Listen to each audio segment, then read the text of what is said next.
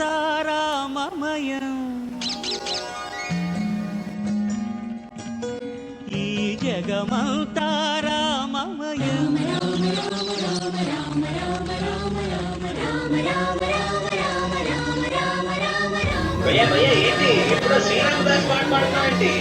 శ్రీరామదాస భయ్యా, సారీ శ్రీరామదాస్ కదా. అంటే నిన్నే శ్రీరామరాజ్యం సినిమా చూసా భయ్యా. మొత్తం అంటే అంతా రామమయం అవడం వల్ల కన్ఫ్యూజన్ భయ్యా. ఇప్పుడు కరెక్ట్ పాటేస్తాను చూడండి భయ్యా.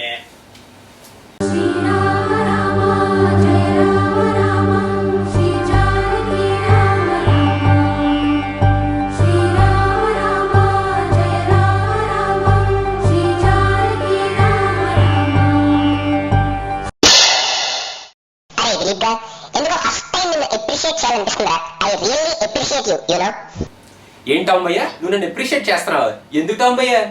శ్రీరామరాజ్యం సినిమా చూసి ఎక్కడ రాముడికి గెటప్ వేసుకొని వస్తావో రివ్యూ చెప్పడానికి అనుకున్నా. జనాలు దడుచుకొని చచ్చేవాళ్ళు. అమ్మో బతికిచ్చావు అమ్మయ్య. టాంబయ్య నువ్వు నాకు లేనిపోయి ఐడియా లేవు టాంబయ్య. నేను రాముడి గెటప్ప. ఆహా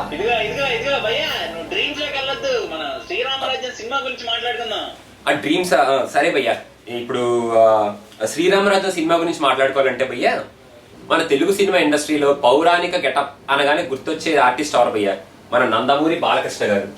ఈ సినిమాలో కూడా ఆయన రాముడి గెటప్ వేశాడు భయ్యా. యాక్చువల్లీ ఈ సినిమా స్టోరీకి రాముడి గెటప్ కి అంత పెద్ద డైలాగులు భారీ భారీ పద్యాలు అలాంటివి ఏమి ఉండవు భయ్యా. ఓన్లీ బాడీ లాంగ్వేజ్ ఎక్స్ప్రెషన్స్ మీద వెళ్ళిపోతుంది. ఆ ఎక్స్ప్రెషన్స్ బాడీ లాంగ్వేజ్ బాలకృష్ణ గారు ఆయన కళ్ళల్లో ఆయన బాడీ లాంగ్వేజ్ లో బాగా పలికిచ్చారు భయ్యా. పోస్టర్స్ లో చాలా చాలా బ్యూటిఫుల్ గా కనిపించిన బాలకృష్ణ గారు థియేటర్ లో సీన్స్ లో కొంచెం 2-3 సీన్స్ లో కొంచెం ఓల్డ్ గా అలా అనిపించినట్టు అనిపిస్తుంది భయ్యా. కాకపోతే భయ్యా ఈ సినిమాలో కొన్ని సీన్స్ లో బాలకృష్ణ గారు సేమ్ టు సేమ్ డిట్టో రాముడిలోనే ఉన్నారు అనుకో భయ్యా. గ్రేట్ భయ్యా. రాముడిని చూడపోవటం ఏంటి భయ్యా? రాముడు ఎలా ఉంటాడో తెలియదు ఏంటి మనందరికి? ఇదిగో ఇలా ఉంటారు చూడండి.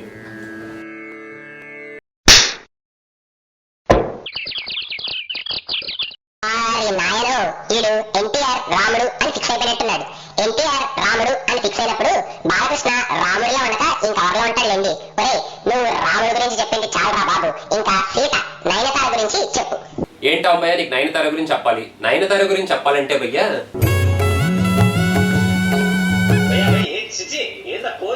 అంటే భయ్యా ఈ సినిమాలో మన నయనతార గారు సగం సినిమా ఇదే ఫోజ్ మీద నడిపేశారు భయ్యా. ఇంకా నయనతార పర్ఫార్మెన్స్ విషయానికి వస్తే ఆవిడ మనం ఇంతకు ముందు మరి గ్లామరస్ రోల్స్ లో చూడటం వల్ల మనకు బాగా అలవాటు అయిపోవడం వల్ల ఈ సినిమాలో నయనతార సీత అంటే మనం యాక్సెప్ట్ చేయడానికి కొంచెం టైం పడుతుంది భయ్యా. ఆవిడ ఎంత బాగా పర్ఫామ్ చేసినా కొంచెం ఒక 50% సీతలా అనిపిస్తుంది, మిగతా 50% కొంచెం ఆర్టిఫిషియల్ గా అనిపిస్తుంది భయ్యా. బాలకృష్ణ గారి పక్కన ఉన్న ప్రతి సీన్ లోనూ బాలకృష్ణ గారు నయనతారని బాగా డామినేట్ చేస్తారు భయ్యా. నువ్వు ఎన్టీఆర్ రాముడు అని ఫిక్స్ అయినప్పుడే అనుకున్నాను రా ఎన్టీఆర్ పక్కన యాక్ట్ చేసిన అంజలీదేవిని సీత అని ఫిక్స్ అయి ఉంటావని. అలాంటప్పుడు నయనతార నీకు 50% సీతలా అనిపిస్తేనే చాలా ఎక్కువ. ఓరి నాయను ఇదేం ఫిక్స్ అవడం బాబు, జనాలను చంపేస్తున్నారా కదరా బాబు. నేను లక్ష్మణుడు భరతుడు వీళ్ళందరూ ఉంటారు కదా, వాళ్ళ గురించి కూడా మాట్లాడుకుందాం. లక్ష్మణుడుగా చేసింది నువ్వు అలాగే ఉండవు. నువ్వు లక్ష్మణుడు అని ఎవరిని ఫిక్స్ అయ్యావు? నువ్వు లక్ష్మణుడి గురించి చెప్పకముందే నేనే చెప్తా.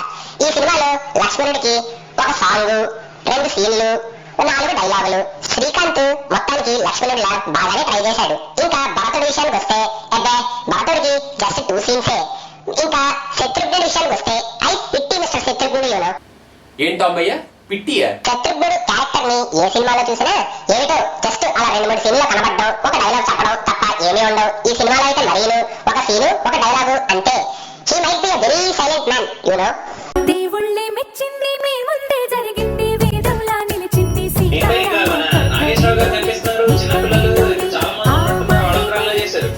మన నాగేశ్వరరావు గారు ఈ సినిమాలో వాల్మీకి భయ్య రామాయణం రాసిన ది గ్రేట్ రైటర్ వాల్మీకి అన్నమాట భయ్య.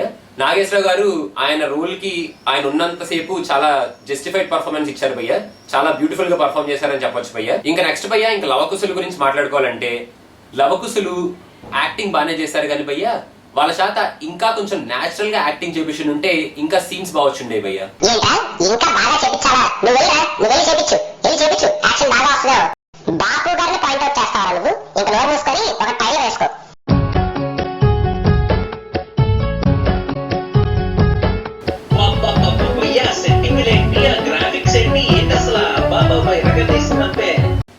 శ్రీరామరాజ్యం ఇలా ఉండాలి అని చూపించాలనుకున్నారేమో బాపు గారు. అసలు 4-5 సెట్టింగ్లు అయితే భయ్యా టూ గుడ్ భయ్యా. ఆయన వేసిన ప్రతి సెట్ చాలా జైజాంటిక్ గా ఉన్నాయి భయ్యా. అసలు ఈ సినిమాలో క్రియేటివిటీ ఏ లెవెల్కి వెళ్ళిపోయిందంటే సెకండ్ హాఫ్ లో మనకు ఒక చిన్న అడవి సెట్ వేశారు భయ్యా. అడవి సెట్ బాబా భలే ఉన్నాయి కదా, సముద్ర సెట్లు, అడవి సెట్లు, ఇండస్ట్రీ, టాలీవుడ్.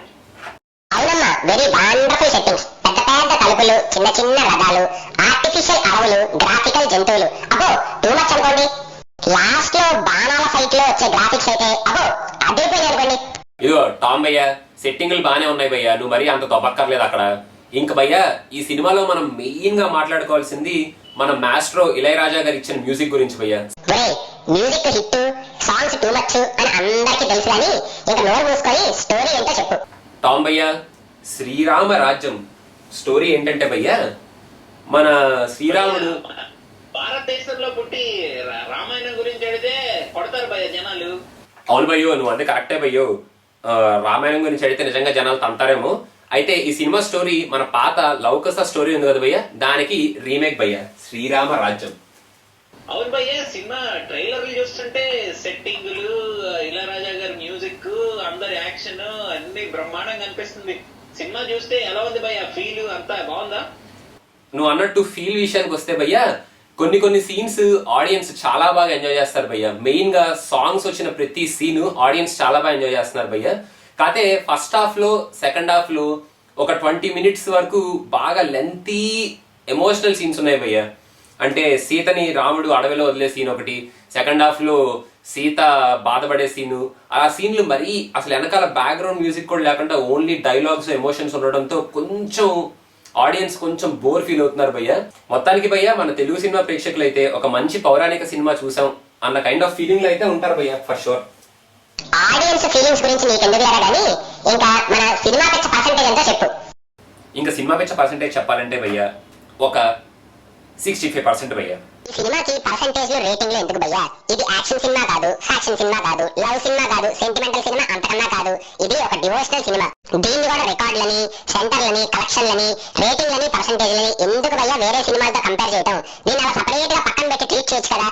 అయినా పర్సెంటేజ్ అని చెప్పి కమిట్ అయిపోయావు కాబట్టి ఎందుకు 65%? యాక్చువల్ గా భయ్యా ఈ సినిమాలో నేరేషన్ ఇంకొంచెం ఇంట్రెస్టింగ్ గా కనుక ఉండి, పర్ఫార్మెన్సెస్ కొంచెం డ్రామాటిక్ గా కాకుండా కొంచెం న్యాచురల్ గా కనుక వచ్చి ఉంటే యాక్చువల్ గా 65% కన్నా ఎక్కువ పర్సెంటేజ్ ఇచ్చే ఛాన్సెస్ ఉన్నాయి భయ్యా. కాకపోతే ప్రస్తుతానికి కొంచెం బోరింగ్ గా ఉంది కాబట్టి సినిమా మధ్య మధ్యలో ఆడియన్స్ కొంచెం బోర్ ఫీల్ అవుతున్నారు కాబట్టి ఒక 65% భయ్యా ప్రస్తుతానికి. అబ్బో చాలు రోయ్ నీ అనాలిసిస్. ఇంకా ఈ సినిమాలో పాజిటివ్ పాయింట్స్, నెగటివ్ పాయింట్స్ అసలు ఉన్నాయా? ఒకవేళ ఉంటే అదేమిటో చెప్పు. పాజిటివ్ నెగటివ్ పాయింట్స్ గురించి మాట్లాడాలంటే భయ్యా, ఈ సినిమాలో బాలకృష్ణ గారి పర్ఫార్మెన్స్, ఆయన లుక్ చాలా బాగుంది భయ్యా. సెట్టింగ్స్ చాలా చాలా బాగున్నాయి భయ్యా. వేసిన సెట్లు ఒక 4-5 అయినా సెట్టింగ్స్ మాత్రం చాలా బాగున్నాయి భయ్యా. ఓవరాల్ మూవీలో బాబు గారు ఇచ్చిన ప్రెజెంటేషన్ చాలా వండర్ఫుల్ గా ఉంది భయ్యా. ఈ సినిమాలో one of the best scenes భయ్యా ఏఎన్ఆర్ రామాయణం గురించి ఎక్స్ప్లెయిన్ చేయడం. ఇంకా నెగిటివ్ పాయింట్స్కి వస్తే ఆర్టిస్టుల పర్ఫార్మెన్స్ కొన్ని సీన్స్ లో మరీ డ్రామాటిక్ గా అనిపిస్తుంది భయ్యా. లవకుశులు రామాయణం గురించి ఎక్స్ప్లెయిన్ చేసే సాంగ్ లో రామాయణం క్లిప్పింగ్స్ వేస్తుంటే చాలా బాగుండేది భయ్యా. లవకుశులు సినిమాలో మెయిన్ ఇంపార్టెంట్ థీమే లాస్ట్ లో రాముడు లవకుశులు ఫైట్ చేసుకోవడం భయ్యా. ఈ సినిమాలో ఆ ఫైట్ ని ఇంకొంచెం బాగా చూపించుంటే బాగుండేది భయ్యా. ఇంకొంచెం ఎక్కువసేపు చూపించుంటే చాలా బాగుండేది. ఆశ్రమంలో జింకలు ఎందుకు భయ్యా? అనవసరంగా అంత న్యాచురల్ గా ఉన్న అట్మాస్ఫియర్ లో గ్రాఫిక్స్ తో ఒక జింకను అలా పెట్టి అనవసరంగా కొంచెం ఆర్టిఫిషియల్ చేసినట్టు అనిపిస్తుంది భయ్యా.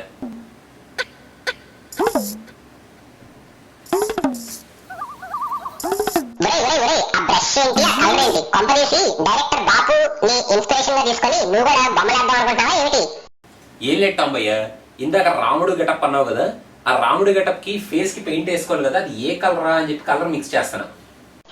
ఇప్పుడు నువ్వు రాముడి గెటప్ వేసావు అనుకోరా, అనవసరంగా జనాలు తడుచుకొని నిన్ను కొట్టావు అనుకొని వాళ్ళ మానిటర్లు వాళ్ళు పగలగొట్టుకుంటారు. అయినా అంత బాగా ఎందుకురా, నీ పక్కన ఉన్న అగరబత్తులు, ఆ అగరబత్తులతో నేనే నిన్ను కాల్ చేస్తా. రామ టామ్ భయ్యా, అంటించుకోవటాలు తగలబెట్టుకోవటాలు ఎందుకు భయ్యా? అసలు ఏం మాట్లాడుతున్నావు భయ్యా? చేసిన యథవేషాలు చాలు కానీ జనాల్ని ఆ బట్టని మూసుకొని ఫేస్బుక్ రివ్యూస్ చదువు. నీకు ఫేస్బుక్ రివ్యూస్ చదవాలి అంతే కదా, చదువుతానుండు. ఇదిగో ఈ ఫ్లవర్ తీసుకో. శ్రీరామరాజ్యం. శ్రీరామరాజ్యం ఏ celluloid sensation. Sriramarajem have seen people giving standing ovation at the end. Cinema అయిపోయి ఒక 2 మినిట్స్ ముందు జనాలందరూ కుర్చీల్లోంచి లేచి బయటకు వెళ్ళిపోతారు చూడండి, అదేగా standing ovation at the end అంటే. మరి అలా అనుకుంటే ప్రతి సినిమాకి వస్తుంది కదా స్టాండింగ్ ఓవేషన్. ఇదిగో టామ్ భయ్య, ఆయన మాట్లాడే స్టాండింగ్ గురించి వేరు, నువ్వు మాట్లాడే స్టాండింగ్ గురించి వేరు భయ్య. అనవసరంగా మధ్యలోకి వచ్చి కెలక్కు. కంటిన్యూ చేయని. After a long time A mythological treat to all the audience. ఇంకా లాస్ట్ లో మనం చెప్పేది ఏంటంటే భయ్య, ఈ సినిమాని ఇంట్రెస్ట్ ఉన్న వాళ్ళు కనుక వెళ్ళి థియేటర్లో కూర్చుంటే, అంటే రామాయణం చూడాలి, రామాయణం గురించి తెలుసుకోవాలి అన్న ఇంట్రెస్ట్ తో కనుక మనం వెళ్ళి థియేటర్లో కూర్చుంటే చాలా మంచి సినిమా చూసాం అన్న ఫీలింగ్ లో ఉంటాం భయ్య. ఒకవేళ ఇంట్రెస్ట్ లేకుండా కనుక మనం సినిమా థియేటర్కి వెళ్ళి కూర్చుంటే కొంచెం బోర్ ఫీల్ అయ్యే ఛాన్సెస్ ఉన్నాయి భయ్య. ఏది ఏదైనా ఇలాంటి సినిమాలు రావాలి భయ్య. పౌరాణికాల మీద ట్రెండ్ స్టార్ట్ అయింది కదా అని ఇప్పుడున్న డైరెక్టర్లు, హీరోలు అన్ని సినిమాలు వదిలేసి పౌరాణిక సినిమాల మీద పడతారేమో. అమ్మో, జనాలు తట్టుకోలేరు. అలా కాకుండా తీసే పౌరాణిక సినిమాల్ని 2 సంవత్సరాలకు ఒకటి కానీ 3 సంవత్సరాలకు ఒకటి కానీ జాగ్రత్తగా తీయండి. మన జనాల్ని ఎంటర్టైన్ చేయండి. మరి అన్ని పౌరాణిక సినిమాలు వచ్చినా బాగోదండి. నేను చెప్పాల్సింది చెప్పేశా. ఇంకా నీ రామ భజన కంటిన్యూ చేసుకోమ్మా.